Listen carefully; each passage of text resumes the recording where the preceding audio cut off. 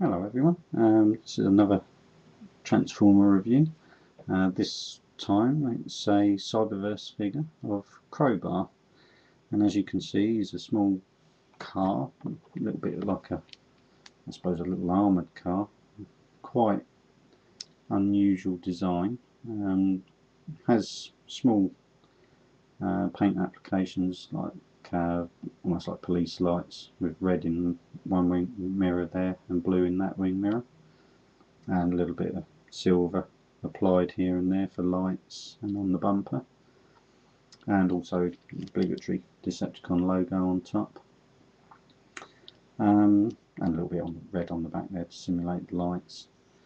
I really do like this cyberverse figure.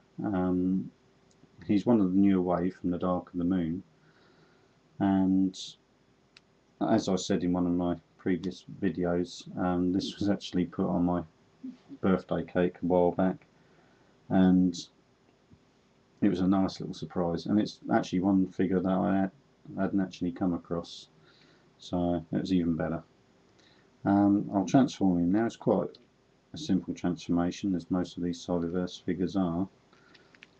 First of all, you pull out the sides at the back there and swing them out, and then it's just a case of, obviously where you can see a seam along the top of the car, along the roof and the back, open those parts up, and then you swing what was the back of the car, get my hands out of the way, swing these down and flip these pieces up, and then you've got to turn the whole leg round, so it's a little bit sort of backwards jointed. You can see it's a little bit of an unusual shape, a little bit like the Starscream from the first movie kind of shape, and you can bend them into a little bit more of a sensible sort of straighten them out slightly.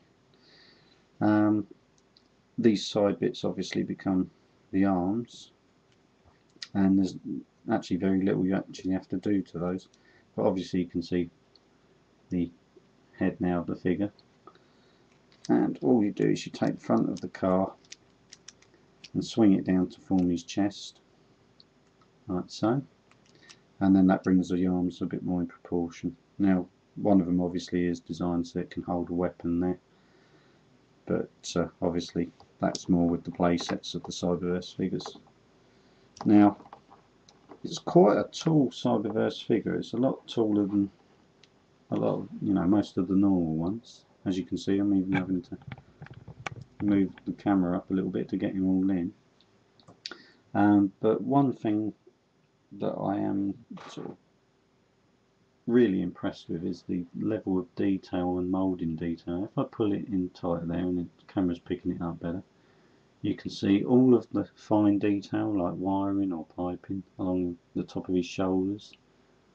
I'll move that up and you can see the abdomen, how well that's all detailed in round here, and that even extends around to his back as well. And I think they've made a fantastic job of this cyberverse figure. It's definitely one of the better ones, even to the fact that there is a slight metallic paint application to the inside of the arms as well, which they didn't necessarily need to do, but it does help give the figure a little bit more, I suppose, of a finish to it. And it's even nice that his Decepticon logo ends up on his shoulder there as well. I mean, you get a little bit of kibble with this figure in the fact that you can see that's obviously part of the roof of the car, but and obviously his legs, you see the wheels on the front there, but on the whole, it's a pretty sort of tidy little figure.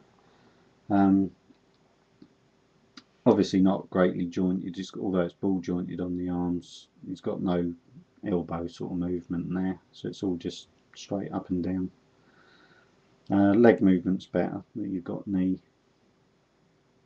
and foot movement, so you could pose his legs quite well. But and a really nice little face sculpt as well. I'll bring that in so you can see. He picked out the red of the eyes and the silver on the face there. So as I say, it's a nice little Dark of the Moon cyberverse figure. Not one you tend to come across that easily, so I do appreciate the fact that my other half found him and stuck him on my cake. I hope you like that little review. As I say, he's a good little cyberverse figure and definitely one worth picking up if you can find him.